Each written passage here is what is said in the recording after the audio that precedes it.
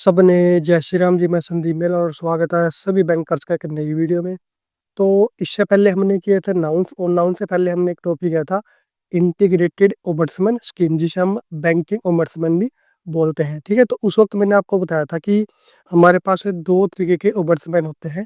एक तो होता है इंटीग्रेटेड ओम्बड्समैन, जिसको हम बैंकिंग ओम्बड्समैन भी बोल देते हैं, और दूसरा हम आज करने वाले हैं जिसको हम बोलते हैं इंटरनल ओम्बड्समैन। ठीक है, तो इन दोनों में क्या डिफरेंस होता है, ठीक है, वो सारा सारा हम इस वीडियो में पढ़ेंगे। तो अगर आप चैनल पे पहली बार आए तो चैनल को सब्सक्राइब जरूर कर लेना, क्योंकि यहाँ पर आपको कंप्लीट सिलेबस कराया जाएगा बिल्कुल फ्री में। बिल्कुल फ्री में सारी वीडियोस आपके पास अवेलेबल रहेंगी यूट्यूब के ऊपर। और इससे पहले कि अगर आप हमारी वीडियोस चेकआउट करना चाहते हो, जो पिछले 3 साल में हमने जो भी कराया है, तो मिस्टर मिथिज मेलवान, जिसका लिंक आपको डिस्क्रिप्शन में मिल जाएगा, उस चैनल पर जाके आप हमारी पिछली वीडियोस भी चेकआउट कर सकते हो। बाकी जितना भी जो नया सिलेबस है वो सारा यहाँ पर आपके पास कराया जाएगा। तो चलिए शुरू करते हैं। तो देखिए, आज का टॉपिक हमारे पास रहेगा इंटरनल ओम्बड्समैन। तो देखिए क्या होता है। On the recommendation of the Damodaran committee. Damodaran committee, अब ये दामोदरन कमेटी हमने पहले ही पढ़ा था। ठीक है, तो वो कहाँ भी पढ़ा, तो वो आपको कमेंट बॉक्स में बताना है। दामोदरन कमेटी की रिकमेंडेशन पे बैंक अपॉइंट करता है चीफ कस्टमर सर्विस ऑफिसर, जिसे हम बोलते हैं CCSO। Chief customer service officer को अपॉइंट करता है to act as internal ombudsman. Internal ombudsman का वो काम करता है for ensuring that the minimum number of cases get escalated to the banking ombudsman, यानी कि BO। यानी कि दामोदरन कमेटी ने को रिकमेंड किया था कि बैंक को कि आप एक CCSO अपॉइंट करो, जो कि एक इंटरनल ओम्बड्समैन का काम करेगा। जिससे क्या होगा कि जो बैंकिंग ओम्बड्समैन के पास जो केस जा रहे हैं वो कम हो सके, उसके पास से जो केसेज का जो लोड है वो कम हो सके। और जो इंटरनल ओम्बड्समैन होता है ये बैंक का इंटरनल होता है। ठीक है, बैंक के ऊपर होता है ये, यानी कि पर्टिकुलर बैंक का पर्टिकुलर जो इंटरनल ओम्बड्समैन होगा। किस लिए किया गया, ताकि बैंकिंग ओम्बड्समैन के पास, यानी कि इंटीग्रेटेड ओम्बड्समैन जो हम बोलते हैं, पहले बैंकिंग ओम्बड्समैन बोलते थे, अब बोलते हैं इंटीग्रेटेड ओम्बड्समैन, तो उसके ऊपर जो केस है वो कम हो सके, यानी कि उसके पास केस कम जाए। उसके बाद नेक्स्ट है प्राइम ऑब्जेक्टिव। प्राइम ऑब्जेक्टिव क्या है इसका, देखिए। Internal ombudsman scheme is to ensure the customers confidence in internal grievance redressal mechanism is strengthened. यानी कि इससे क्या होगा कि कस्टमर का कॉन्फिडेंस बनेगा किसके अंदर, कि जो इंटरनल ग्रीवेंस रिडर्सल है, यानी कि जो बैंक का खुद का जो ग्रीवेंस रिडर्सल सिस्टम है उसकी स्ट्रेंथ बनेगी, और जिसके कारण कस्टमर का कॉन्फिडेंस बनेगा। The bank will internally escalate all cases to the internal ombudsman.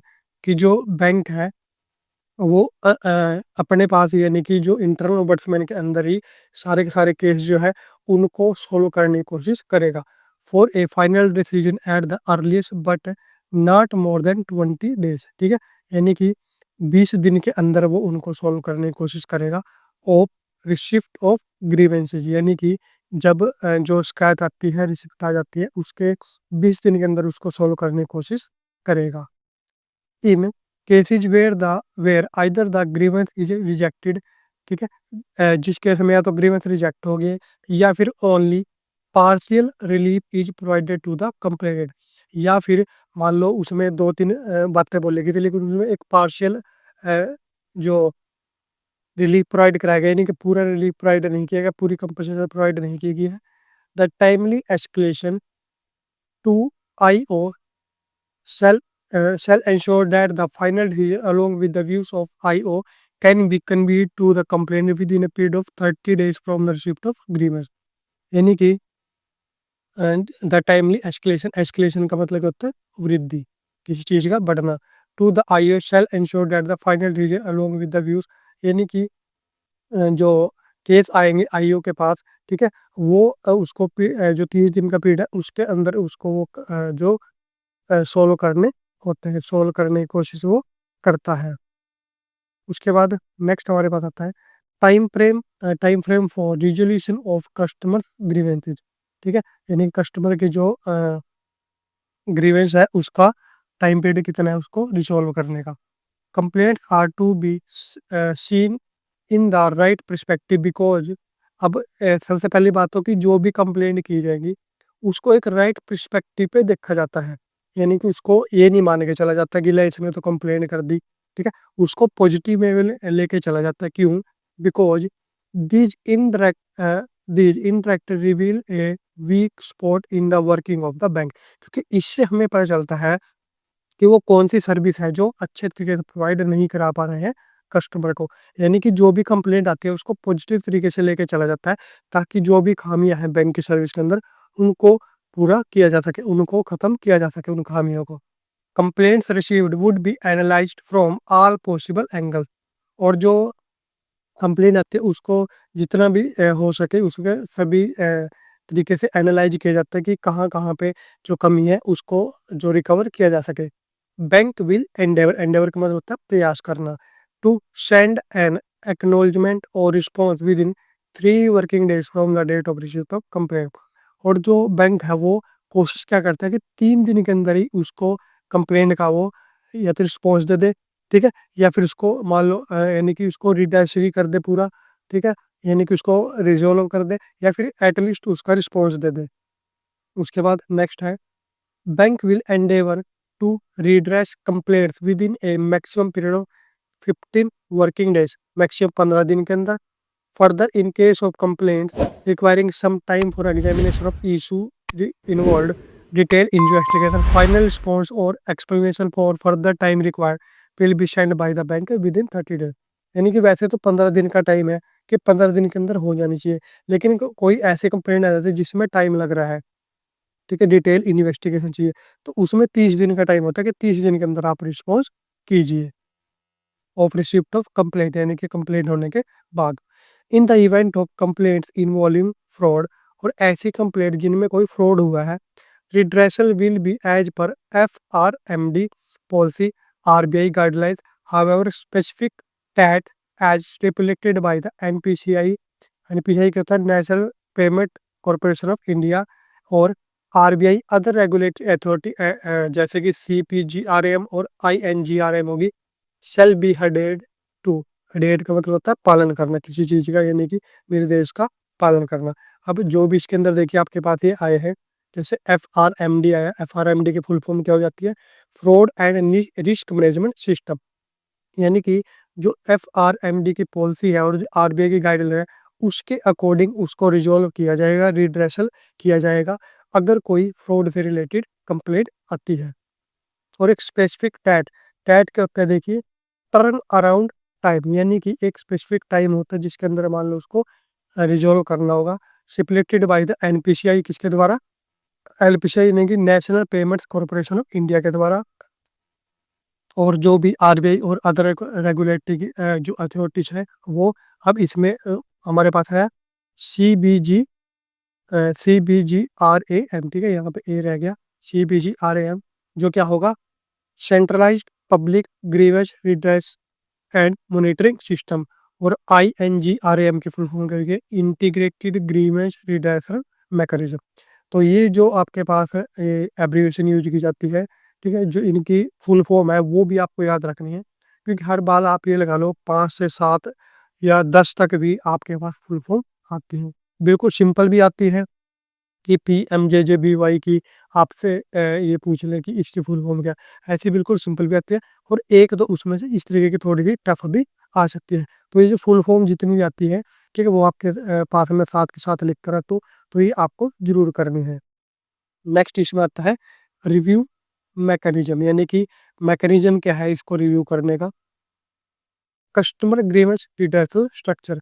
अब ये भी देखिए, जो ये टॉपिक है रिव्यू मैकेनिज्म का, एक छोटा सा, अब ये जो आप अगर इसको कहीं से पढ़ोगे तो बहुत ज़्यादा टफ ये होता है, लेकिन मैंने इसको इस तरीके से जो बना दिया है कि आप इसको इजीली याद कर सकते हो। इसका एक फ्लो चार्ट ही मैंने बनाया है जिससे कि आपको ये इजी तरीके से याद हो जाएगा। ये आपको सिर्फ हमारे चैनल पे मिलेगा, नहीं तो आप देखोगे मैक्सिम चैनल पे क्या है कि जो कहीं से बुक में है बस वही सीधा पढ़ा देते हैं, ठीक है? लेकिन मैं कोशिश करता हूँ कि उसको सिंपल तरीके से आपके पास लेके आएँ, ताकि आप अच्छे से उसको समझ सको, कम टाइम के अंदर समझ सको। तो देखिए अलग-अलग सेक्शन इसके बनाती है। फर्स्ट है customer service committee of the board, ठीक है? ये कमेटी है, देखिए इसके अंदर क्या है? चेयर्ड कौन होता है, चेयर्ड पर्सन कौन होता है, चेयरमैन और managing director and chief executive officer MD और सीईओ। उसके बाद review major areas of customer grievance and major to improve services. तो इसमें अलग अलग मैंने इसके अंदर सेक्शन बनाए ताकि आपको आसानी से समझ में आ जाए। दूसरा हमारे पास है standing committee on customer service.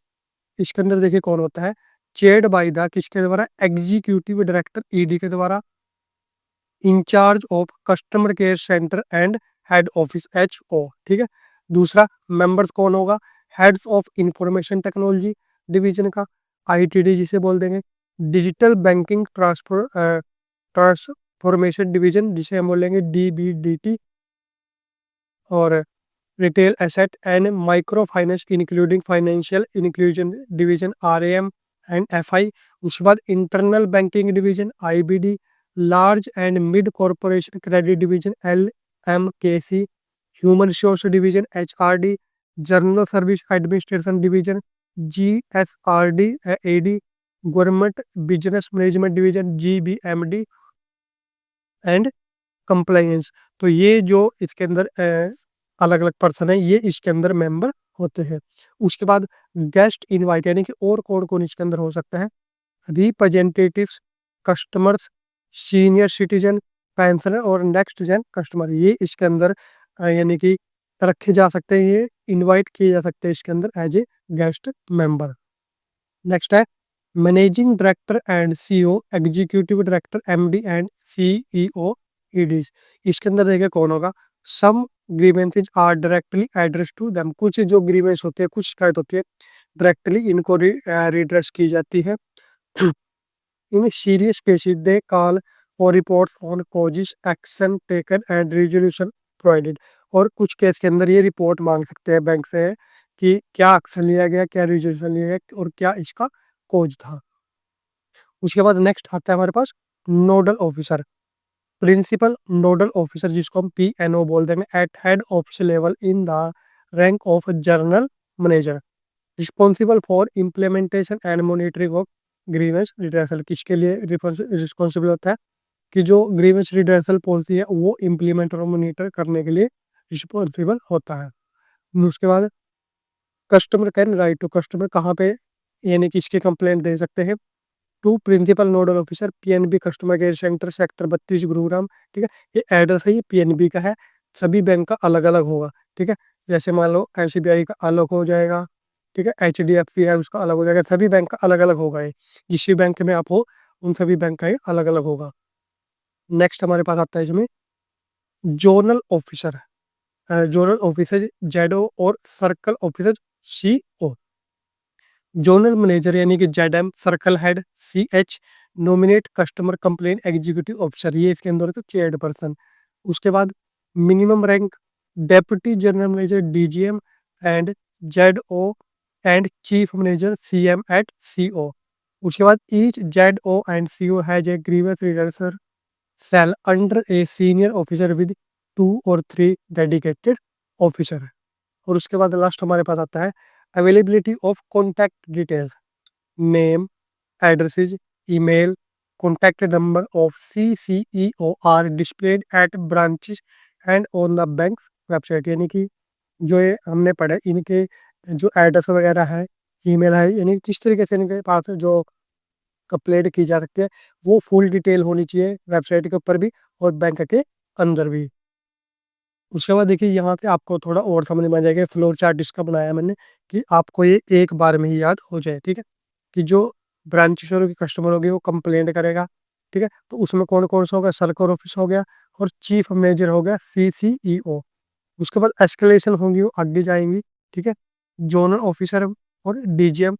उसके बाद रिपोर्ट मॉनिटरिंग कौन करेगा, प्रिंसिपल नोडल ऑफिसर, जीएम और हेड ऑफिस गुरुग्राम में जो है, यानी कि आपका अगर कोई और बैंक है तो आपका ये अलग होगा।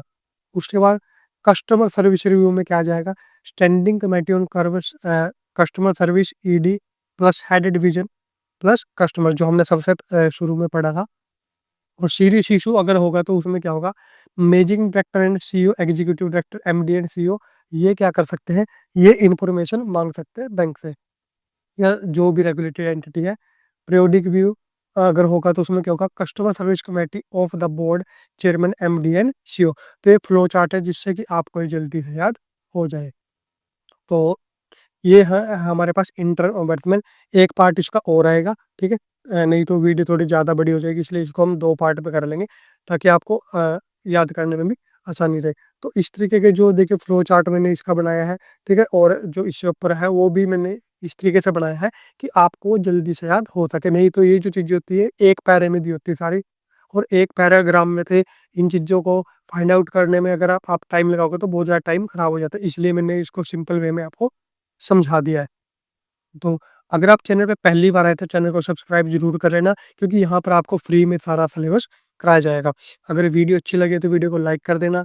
जो भी आपकी फीडबैक रहती है वो आप कमेंट में बता सकते हो, और अपने कॉलीग के साथ शेयर कर देना जो भी जो सब स्टाफ टू क्लर्क की या फिर ऑफिसर की जो तैयारी कर रहे हैं। तो इस वीडियो में इतना ही, मिलेंगे नेक्स्ट वीडियो में, तब तक के लिए सबको जय श्री राम।